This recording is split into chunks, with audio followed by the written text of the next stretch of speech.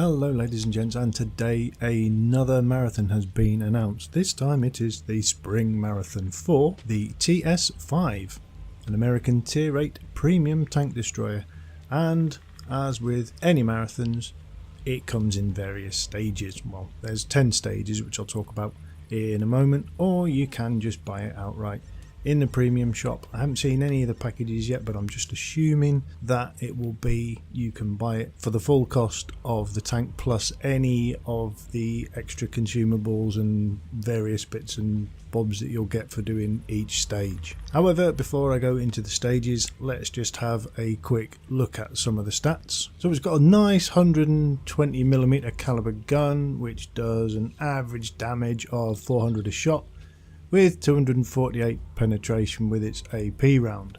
It's got a reload time of 8.5 seconds and a rate of fire of 7.06 rounds per minute, and it takes 1.8 seconds to aim.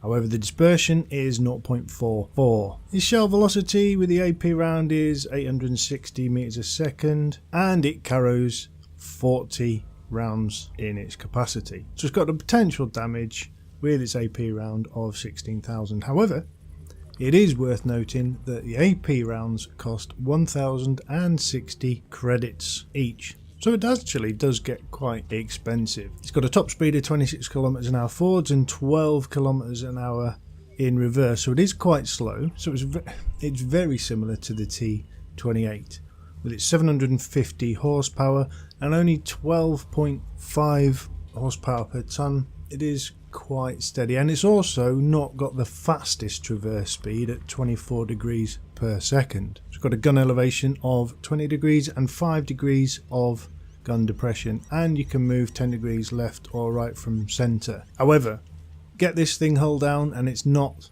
bad at all. We'll have a look at the 3D profile in a moment, but it's got 1500 hit points. It's got a view range of 370 meters, and with the engine you've got a 20% chance of fire. It's got 5 crew members, with the commander also being the radio man, a driver, a gunner and 2 loaders. Now let's have a look at the armour on it. So if you look at the effective underplate armour, it's anywhere between 190 to 200, so get it hull down and then you've got a decent amount of effective armour on the front of it. If it's hull down, like I say, if you look at it scrolling around, you're going to be nicely bouncing, especially at tier 8s. However, I have found that people will aim at the turret because that's pretty much a weak spot when it is hull down, so you just got to bear that in mind.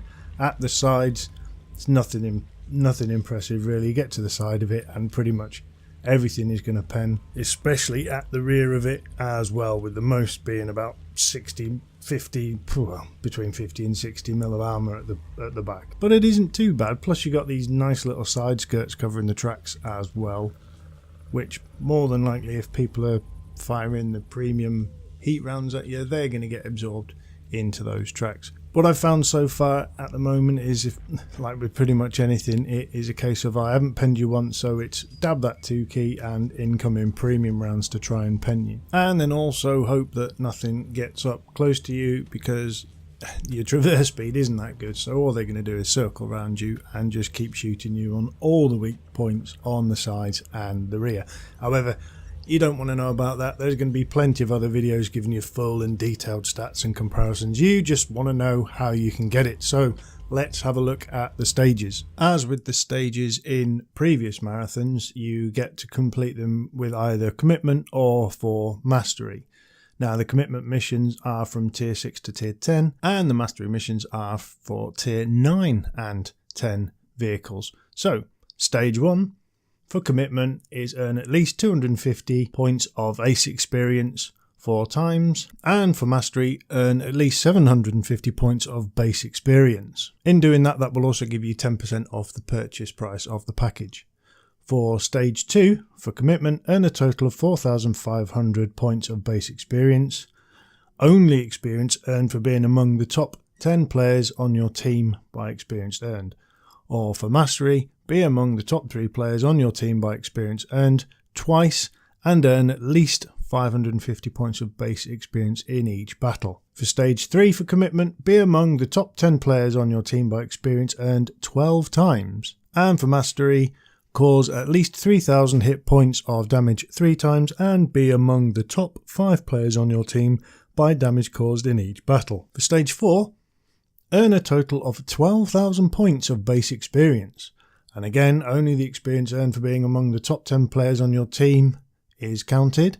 And for mastery, earn at least 800 points of base experience 6 times. Now for completing stage 5, which is going to give you 50% off the purchase price. For commitment, cause at least 500 hit points of damage 25 times. And for mastery, cause at least 15% of the total damage of your team 7 times. And again, like I say, that will get you 50% off the purchase price. For stage 6, for commitment, earn a total of 20,000 points of base experience, and again you've got to be in the top 10 players for that. Or for mastery, destroy at least 2 enemy vehicles 9 times and cause at least 3,000 hit points of damage in each battle. Stage 7, for commitment, earn at least 500 points of base experience 25 times. And for mastery, earn at least 850 points of base experience 12 times and be among the top 3 players on your team by experience earned. For stage 8, for commitment, cause at least 500 hit points of damage 40 times. And for mastery, finish the battle as the top player on your team by experience earned 12 times and cause at least 2,000 hit points of damage each battle. These are getting quite long-winded and quite drawn out. For stage 9, for commitment, earn a total of 30,000 points of base experience and again be in the top 10 players for that. And for mastery, finish the battle as a top player on your team by damage caused 12 times and destroy at least 2 enemy vehicles each battle. And for stage 10, to get the tank for free and all the kit and caboodle that comes with it, for commitment, be among the top 10 players on your team by experience earned 50 times. Good luck with that. And for mastery, finish the battle as the top player on your team by experience earned 12 times and earn at least 850 points of base experience. These are going to be fun. It's not going to be a quick, easy marathon by any way, shape or form. It is a marathon and it's going to be long-winded and drawn out. Now let's have a look at some gameplay in it.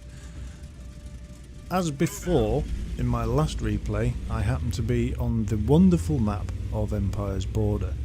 Now, I've decided to go with what looks like the majority of the heavies and push away along the south across the K line and see if I can get any engagements with any vehicles that push their way up onto the hill. Because of the speed of it, I want to be where the majority of my allies are, because I can't afford to have any tanks surround me and get behind me, because I don't have the traverse to deal with any of the tanks that come close up and personal and brawl with us. And I'm just having a look at where this Lanson Sea is, and I've never been here before, but he's obviously up there for a reason.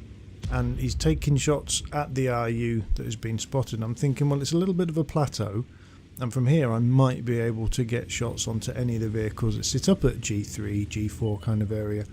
Now the RU is up there and he's been hit by an arty, so he's been stunned, so I'm taking an aim shot in. I take a snap, and even with the .44 dispersion I managed to hit him for 426, which was nice. Now our Conway isn't happy because he's the only one that's pushing up the 0 line, but maybe map awareness would say, well, you can either sit there and defend or don't push too far. You've got an even 90 up there spotting as well, and I'm just looking to see if anything pushes up, but also an SU-130 PM's push around the corner, and I finish him off for 433. Nice. So that's 859 damage and a kill done already. And I'm wondering if anything else is going to post, let's think about this, it's going to push up, and at the moment it doesn't appear so, but I can see that the Type 4 and the OHO are now dealing with a 110, a Defender and a T-34. So I think what I'll do is, I know I've got decent armour and it's a tier 8 game, so I'll try and get myself hull down and face the enemy head on and see if I can get any shots onto these tier 8 heavies that are across in this. So now I can see a T-34, and I've managed to finish him off for 60.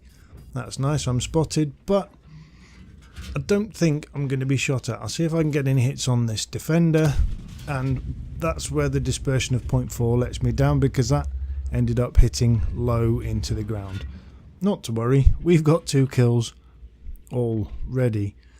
So the defender is falling back. I might be able to get another shot onto him, so I have another go, and no, that shell goes nowhere, but I am still spotted. Anytime I'm expecting hit an arty, but it doesn't appear so. The convoy is asking for help, and our entire right flank is pretty much unprotected. The convoy is on his own, and there's just an SPG. So I decide at this point, third, I'm going to go back to our base and help defend, based on the fact that our convoy is now dead and there is just an SPG there defending the base. He's noticed that and is coming towards me. However, what I'm going to try and do is get up into the J9 area and sit up and try and defend the base for anything that decides to come down this way. I'm thinking that it's going to be the AMX-65, the T-54, maybe even the Panther 88 coming through that way, who's dealing at the moment with our ELC even 90. There's the 65T, he's on a decent amount of health, and there's the T-54, but I'm far enough not to be proxied by him. So if I can turn enough time and I can get a shot into him, that would be decent. But he's finished off our SPG, 440 into the T-54 while he's also stunned.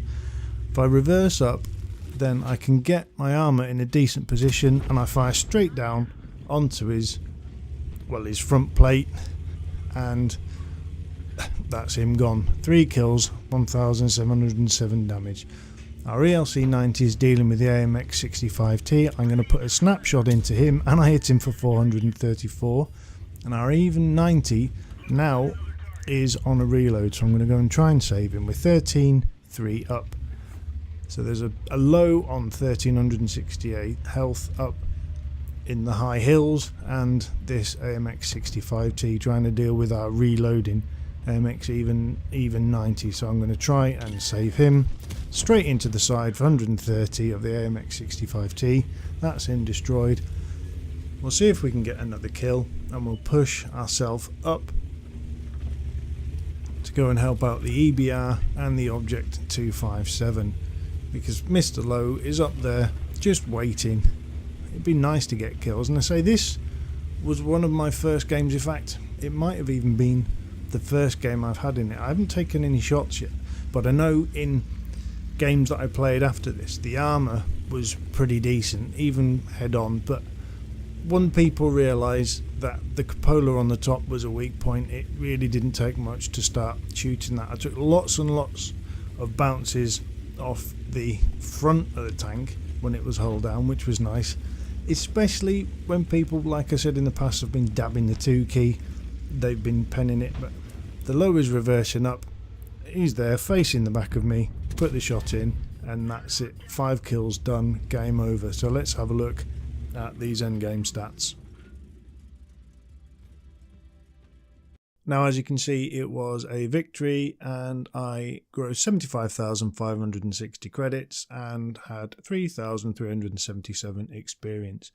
Take nothing into account the fact that this was an ace tanker replay. Take into account the fact that it was a replay where I secured 1,072 base experience. I was second on damage with 2,533 with 5 kills. And let's have a little bit more of a dig into the detail report. So I fired 10 shots, I hit 8, and of the 8 I hit, I penned 8 of them. So my total damage was 2,533 and 919 at a distance of more than 300 meters.